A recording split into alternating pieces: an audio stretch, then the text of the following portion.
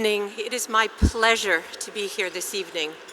Thank you so much to the Endometriosis Foundation of America for this beautiful evening. One of the worst experiences a parent can have is watching their child suffer. And even worse is not being able to do anything to help them. This disease truly impacts 1 in 10. Olivia began experiencing symptoms during her teenage years, growing excruciatingly painful as she became a young adult. She searched for answers, going from doctor to doctor and trying every remedy offered. Despite the helplessness and frustration she felt, Olivia never gave up on herself. She fought through school and work and somehow always found a way to succeed. When the pain increased as the years went on, so did the fight within her. She resourcefully found ways to connect with others who could relate to her plight and found answers she needed to begin her road towards healing. I am so proud of every woman in this room who has suffered through this horrific disease and never gave up on herself. I am proud of every parent, grandparent, guardian, sibling, spouse, and friend who never gave up on their loved ones despite not knowing how to help them. And I am so proud of Olivia, who now has made it her mission to use her platform to spread awareness on this disease until everyone knows what it is and the suffering among patients and their families can end. Ladies and gentlemen, I am happy and humbled to introduce to you my daughter, Blossom Award honoree, Olivia Culpo.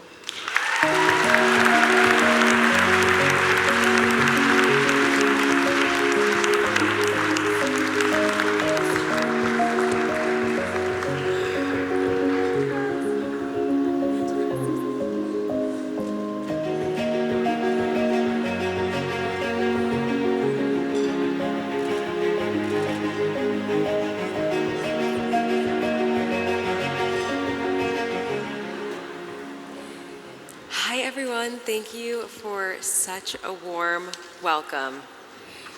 I am so honored to be standing in front of all of you tonight. I was anxious as I pondered what message I wanted to convey. Talking publicly and openly about my body and its flaws is discomforting. I feel vulnerable, especially when many women who see this, and people on social media who see this, won't know what endometriosis is or believe that something could wreak such havoc on a person. But then I realize that's exactly why I have to talk about it. My discomfort and vulnerability is inconsequential compared to the millions around the world who suffer in silence and feel completely hopeless, just as I once did. We endo warriors must support each other, and it's critical for everyone who can potentially help us to know how much we need them. My symptoms started when I was 15. Though relatively mild for several years, they became significantly more intense when I hit my 20s. I got through my cycle days by crying, usually in solitude, and extremely embarrassed of my symptoms. When the pain peaked in my mid-20s, I dove deep into my research, determined to diagnose myself. And I did, but I didn't get there alone. I learned all about endometriosis from countless endo warriors, brave enough to share their stories with total strangers like me on Reddit, Instagram, YouTube, and several other platforms. The isolation and hopelessness went away when I felt this connection. Not only did I feel less alone, but I felt the confidence to finally fight for my health and no longer take no for an answer. More than a dozen physicians repeatedly told me that my ultrasounds looked normal, to just take pain medicine, to get more rest, or that my period symptoms were typical for a woman, making me feel like a true drama queen. This attitude toward me persisted for years, to the point that I began to question my own sanity. Imagine waking up tomorrow morning, feeling inexplicable pain that worsens, and the cause won't be diagnosed until 2033. The average wait time for a diagnosis of endometriosis is 10 years. That is our reality, and that needs to change. Thank you. I'll never forget, while visiting my boyfriend Christian one weekend in North Carolina, I felt stabbing pains in my lower back, worse than ever before. This didn't feel like my typical period flares, this just felt straight up evil. I knew something was horribly wrong, and I just didn't know how I was going to get through it. Through my research before this visit, I was convinced I had endometriosis, but I had yet to find a doctor who believed in me. Christian immediately drove me to the emergency room and then took it upon himself to call his NFL team physician, like the NFL, that's who I had to go to, who referred me to Dr. Villasegar, and that was the beginning of my journey to discovering I have rectovaginal endometriosis. Christian has never left my side, and I know I'm one of the fortunate ones in that respect. Too many friendships and loves are lost because people don't know or understand what we're experiencing, and we can't explain it to them because we don't know what's wrong. Thank you for all those who have supported us when we needed your patience and compassion, including a lot of people in this room. Countless women, yes, an applause to that.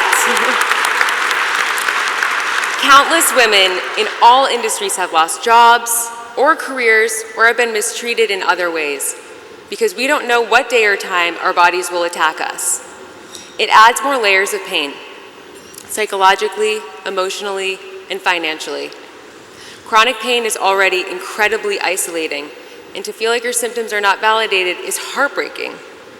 Do they think I'm lying? I would think to myself. I'll never forget those moments of complete despair. Thank you so much to organizations and advocacy groups like EndoFound, which I have proudly represented now for more than 2 years. EndoFound fights for a disease that has been ignored for centuries. They provide sanitary products to poverty-stricken patients. They educate school children so they can be diagnosed sooner. They provide vital information through their blog and patient days. I am so grateful to everyone at EndoFound for what you have done for me and thousands of others. I will always be a voice for you.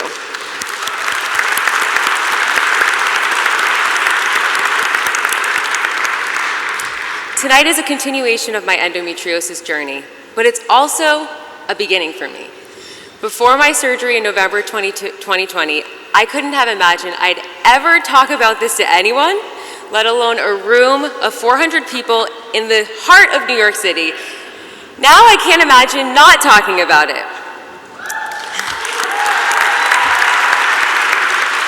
Thank you. To those who don't have endometriosis, but you know someone who does, please never stop loving them and fighting for them. And to those who have it, or one day will have it, you have my word that I will always have your back, just as those who came before me continue to have mine. Thank you so much.